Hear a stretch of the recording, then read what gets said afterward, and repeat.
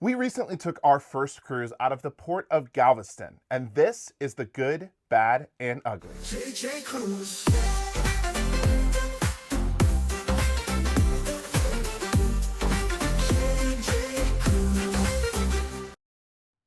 Hey everyone, what's up? My name is Jordan. And I'm Jared. And this is JJ Cruise. Thank you so much for clicking into the video today. Well, we know the Port of Galveston is one of the most popular ports in the United States, and it's only growing larger and larger each year. For that reason, we decided we need to go down to Galveston to figure out all of the information that is important for you to know about cruising out of Texas. So within this video, we are going to tell you everything from what is it like cruising out of Galveston, what you need to know that they don't tell you before you take your first cruise out of Galveston. Is it worth it for those coming out of Florida, maybe California, or close to other ports to travel to Galveston? And at the end of the day, did we like it, and will we cruise out of Galveston again? Before we get into it, I do just want to invite you to subscribe to the channel. We're on the road to 100,000 subscribers. If you love cruising as much as we do and you want to see more content like this, please hit that subscribe button. And if you like this video, hit the thumbs up. For our cruise out of Galveston, we took a 5-night Western Caribbean itinerary to Cozumel and Progresso on board the Disney Magic. We took this cruise in mid-January, and of course, like I said, it was on Disney, but other cruise lines like Royal Caribbean, Carnival, Norwegian, and more premium cruise lines like Princess, and even luxury cruise lines like Regent will sail out of the Port of Galveston. For your upcoming cruise to Galveston, you might have a lot of questions about the port location, how far it is from the airport, what it's like to actually cruise out of Texas, what are some of the nitty-gritty details that you have to know when taking cruises out of Texas. We're going to cover all of those questions here in the good, bad, and ugly. Let's start out with the good, and the first primary good reason to travel out of Galveston, cruise out of Galveston, is because it's so much more affordable for cruise prices. Whether it's a mainstream cruise line to the premium cruise lines, you can get a better price on your cruise when you sail out of the Port of Galveston. We really compare this to Florida, which has a majority of cruises for North America taking place. And whether it's going out of Fort Lauderdale, Port Canaveral, Miami, or even Tampa, we see prices being much more expensive when cruising out of Florida than you do out of Galveston. As many of you know, Jared and I are travel agents, so we're looking at cruise prices every single day.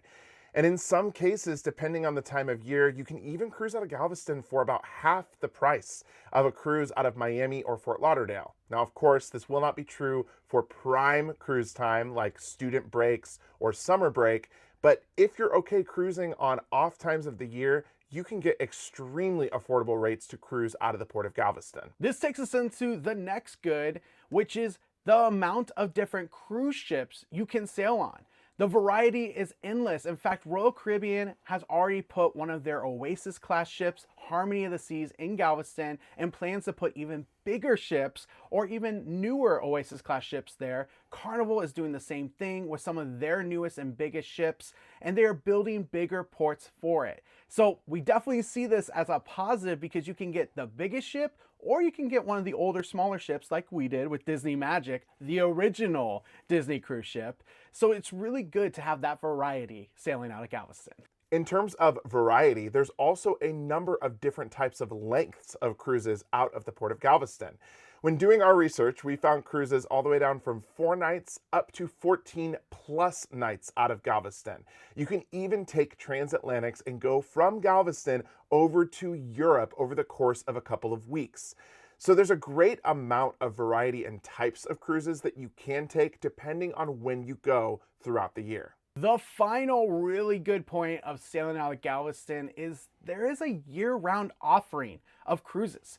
Whether you're looking for that of summertime, prime time, high season, to that of what we did, which is middle of January, mid of winter, when everyone in the north wants to get somewhere warm like we did, you can go to Galveston and still take a cruise in the middle of winter. That was the good. Now, before we get into the bad, remember, we have our ugly coming, and this ugly could ruin your cruise on day one.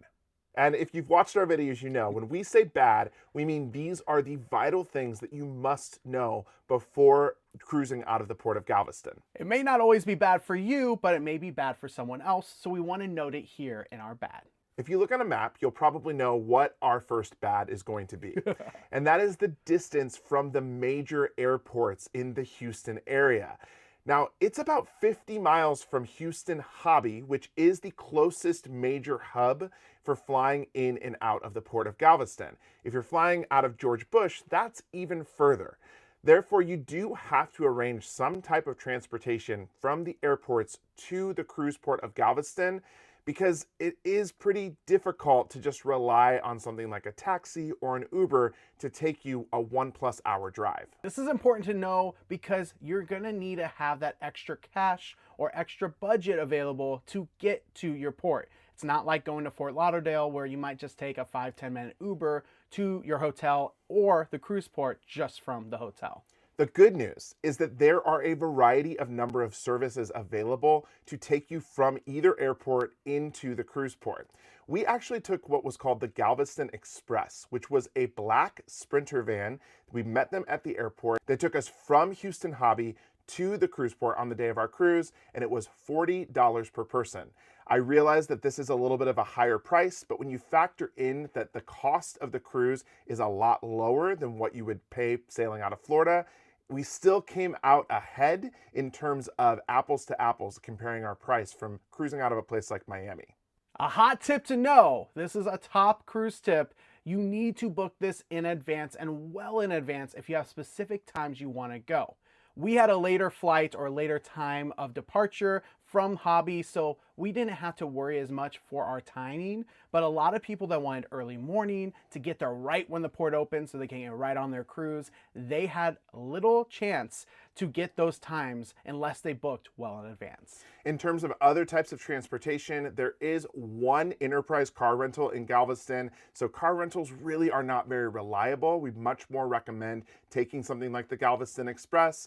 And then of course there is parking available at the pier. The price changes year round, but when we went, we did just do a quick check, and it was about $22 a night if you were going to drive your own car to the pier and park there for the duration of your cruise.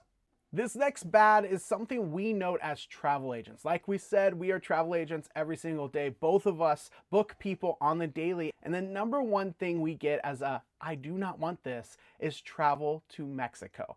Now, Jordan and I love Mexico. We thrive in Mexico, but we understand that that's not for everyone. Or maybe you've been too many times, you want to go somewhere different. One of the bads for Galveston is that most cruises out of Galveston do have a Western Caribbean itinerary. What this means is majority of ports available are Mexican ports. Now there will be some other ones like Roatan, Honduras, and you can get even all the way down to Belize, but in general, you're gonna have a lot of Mexican ports, and if you're not willing to go to Mexico, this may not be the right cruise port for you.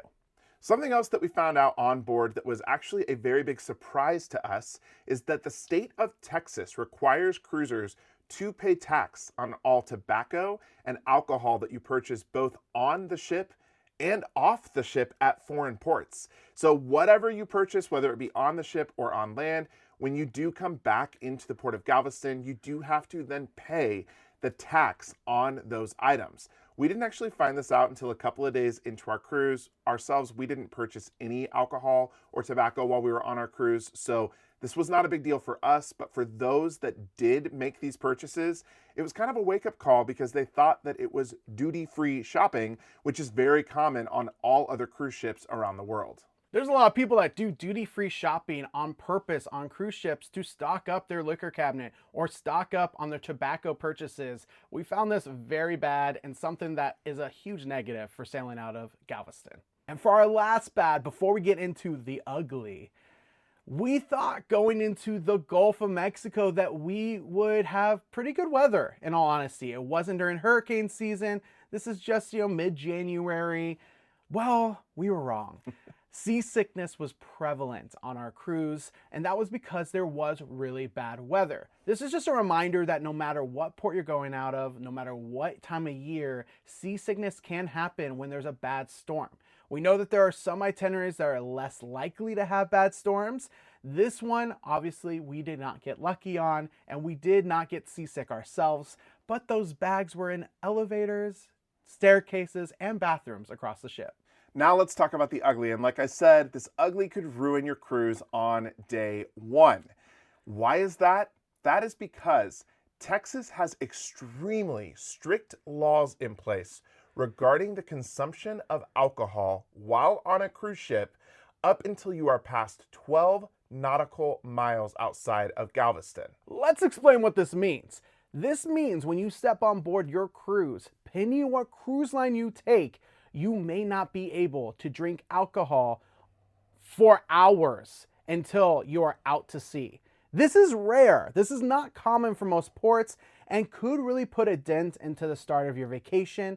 But we're going to tell you some tips and which cruise lines to take if this really matters to you. For our cruise on Disney Cruise Line, we did not get access to liquor until 8 o'clock at night. You might be asking, why is this a law? Well, Texas makes you purchase the liquor or beer or wine from Texas to be able to serve it while in Texas waters. Most cruise lines aren't going to do this because this is a higher tax and a higher cost to you to sail because they have to make that money back somewhere. Cruise lines like Royal Caribbean and Carnival will buy small, very limited amounts of liquor that they will allow you to consume as soon as you get on board. But people don't realize that Carnival's drink package, the Cheers program, doesn't actually kick in until day 2 of your cruise when cruising from Galveston. Now, the good thing is they don't make you pay for that first day of the drink package, but this might not be widely known if you're getting on board Carnival. That is specific to Carnival Cruise Line. Royal Caribbean will allow you to use your drink package on the limited liquors until they get out past the 12 nautical miles before they open up the full bars on board their ships. We find this really ugly for any cruise going out of Galveston because a lot of these shorter cruises, 4 or 5 night cruises, you're practically losing your whole first day of being able to drink or start your vacation off until late into the evening, or if on Carnival, you might not start that drink package until day 2. We typically do not buy the drink package, and so this isn't something that really affects us in many ways. But if you're someone that, let's say, is on a bachelor trip, or maybe this is your one vacation a year, it's a very important thing to know if you do like to indulge in a number of different cocktails, beers, and wines while on board your cruise. So, will we cruise out of Galveston again? For us, the answer is yes, of course. In fact, we have another cruise already set for Galveston coming soon, so we'll definitely give you a variety of views based on another cruise line, not Disney, out of Galveston soon. For us, it's the price. The price to sail out of Galveston is so good. So when you can find a good price and a good itinerary, we think it's very worth it to sail out of Texas, despite some of the bads and, of course, that obvious ugly. Now we want to hear from you. Have you sailed out of Galveston? Or are you planning to sail out of Galveston? Have been doing your research? What are some thoughts or some things you've seen from your cruise on Galveston or through your research that you think we should know or anyone else should know? Put them in the comments below. While you're there, make sure you're subscribed, hit that thumbs up. And as a reminder, we can book your cruises out of Galveston. If you are someone who wants to take a cruise out of Galveston, maybe it's your first time, go to jjcruise.com. Fill out our booking form and we'll be happy to help. Well, that was it for today. Thanks again for watching. Again, my name is Jordan. And I'm Jared. And until next time, see ya! JJ.